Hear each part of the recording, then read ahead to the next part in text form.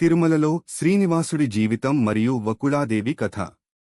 శ్రీనివాసుడు తిరుమల కొండలెక్కి అక్కడ సెటిలైపోయినంక ఆయన లైఫ్ మొత్తం మారిపోయింది.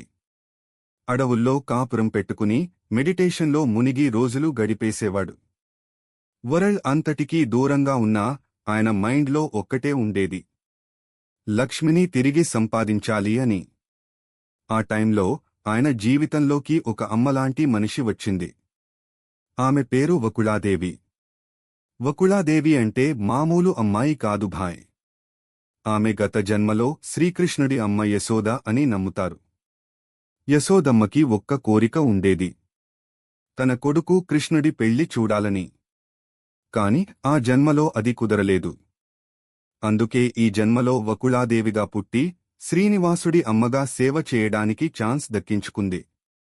ఆమె శ్రీనివాసుడిని సొంత కొడుకులా చూసుకుంది, తినిపించింది, హెల్త్ చూసుకుంది, ప్రేమ పంచింది.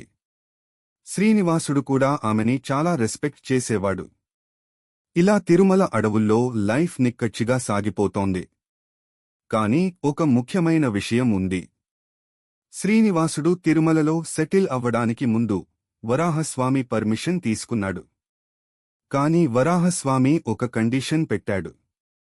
తిరుమలకి వచ్చే ప్రతి భక్తుడూ ముందు వరాహస్వామిని దర్శనం చేసుకోవాలి, తర్వాతే వెంకటేశ్వరుడిని దర్శనం చేసుకోవాలి. ఇది కేవలం ట్రెడిషన్ కాదు భాయ్, ఇది స్పిరిచువల్ రూల్. ఎందుకంటే వరాహస్వామే ఈ భూమికి అసలు బాస్. ఆయన గ్రీన్ సిగ్నల్ లేకుండా అక్కడ ఎవరూ ఉండలేరు. ఇప్పటికీ చాలా మంది భక్తులు ఈ రూల్ ఫాలో అవుతారు. ముందు వరాహస్వామి దర్శనం చేసుకుని తర్వాత బాలాజీ దర్శనానికి వెళ్తారు. ఇలా తిరుమలలో శ్రీనివాసుడి లైఫ్ కొనసాగుతోంది. ధ్యానం, పీస్, దివ్యమైన శక్తి. కాని ఫ్యూచర్లో ఒక బిగ్ ఈవెంట్ రెడీగా ఉంది. చాలా సూన్గా ఆయన ఒక స్పెషల్ అమ్మాయిని కలవబోతున్నాడు. ఆమె పేరు పద్మావతి. ఆ కలయికతో తిరుమల హిస్టరీ కంప్లీట్గా మారిపోతుంది.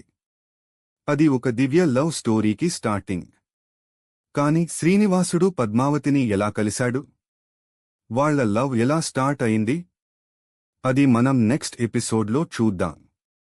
ఎపిసోడ్ 3 ముగింపు. ఈ ఎపిసోడ్ నచ్చిందా? అయితే లైక్ కొట్టండి. కామెంట్లో గోవింద గోవింద అని టైప్ చేయండి.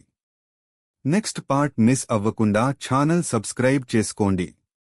నెక్స్ట్ ఎపిసోడ్లో శ్రీనివాసుడు మరియు పద్మావతీ దేవి లవ్ స్టోరీ తెలుసుకుందాం. గోవింద గోవింద్.